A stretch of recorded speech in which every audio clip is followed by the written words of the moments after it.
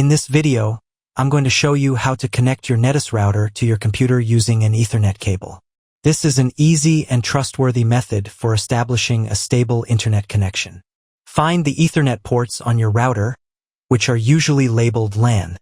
You can typically find these on the back of the device, and there are usually 2 to 4 ports available for connecting multiple devices. Next, plug one end of an Ethernet cable into the LAN port on your router. Connect the other end of the Ethernet cable to your computer's port, typically found on the side of laptops or at the back of desktop computers. Your computer should recognize the connection automatically. If it's not working, make sure your router is powered on and configured properly.